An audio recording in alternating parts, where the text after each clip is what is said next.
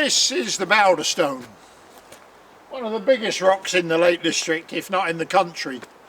It's also one of the most controversial.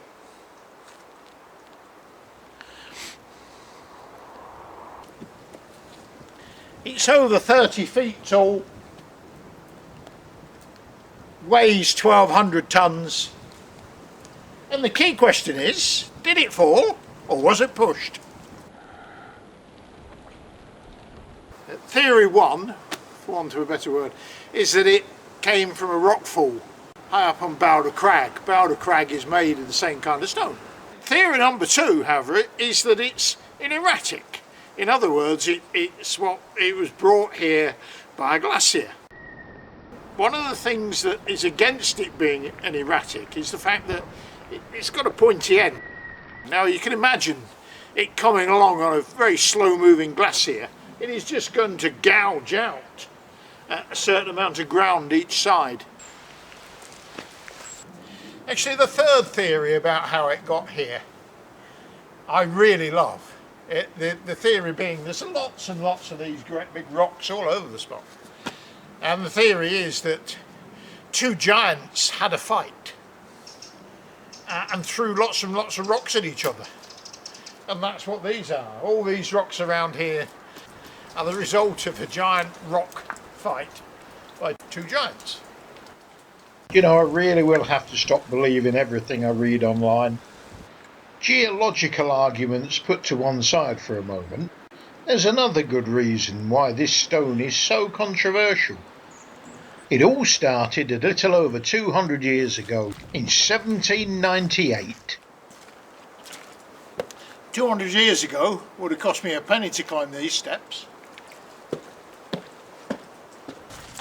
It's been filled in now. There used to be a hollow under there, and the idea was you shook hands with somebody, usually the guide, under there, and that cost you another penny.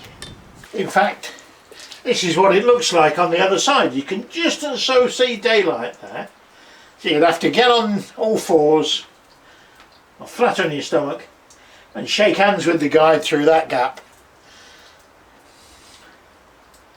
Penny well spent, I would say.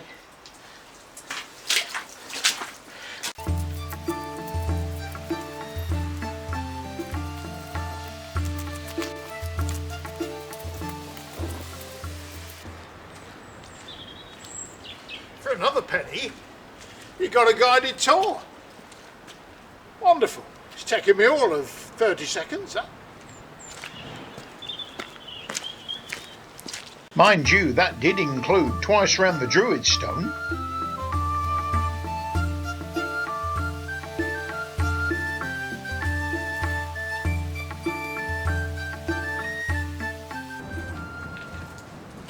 The man responsible for this rampant commercialism was Joseph Pocklington.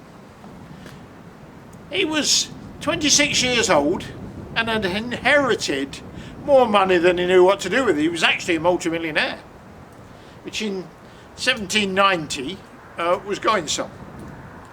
Anyway, he bought up a lot of land around Derwentwater. He was originally from Nottinghamshire, but he loved the Lake District. He bought up a lot of land around Derwentwater. He built houses that people thought were ostentatious and garish, and he owned the land upon which this stone stood.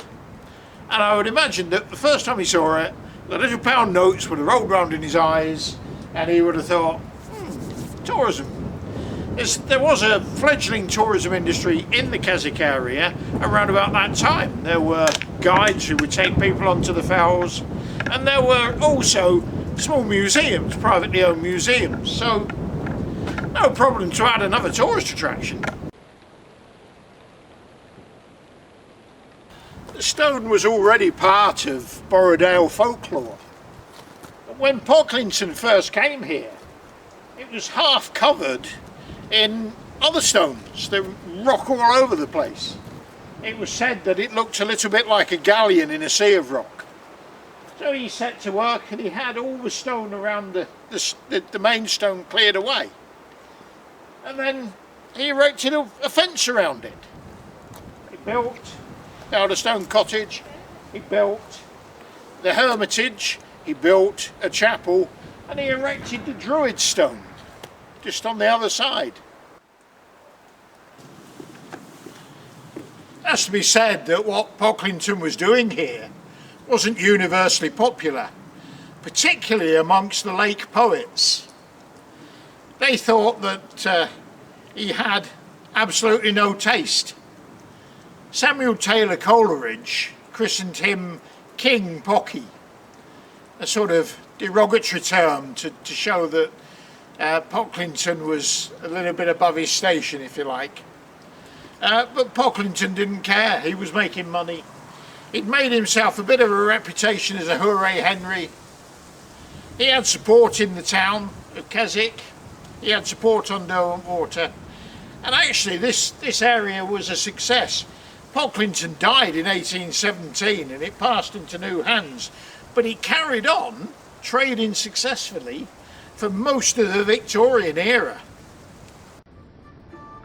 The vast majority of the guides were older females, and they lived and worked here at Bowder Stone Cottage.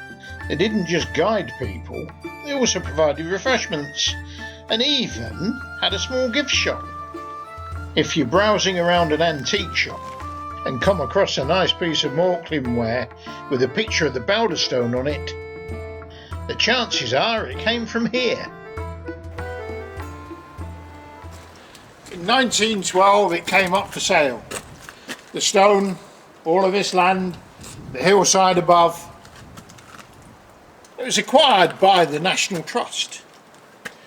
The National Trust hadn't been going very long in those days, but it was seen as being important not only for the nation but also for the preservation of the area, because house builders wanted to develop sites like this and put up nice little housing developments consisting of cottages in amongst the woods and the trees.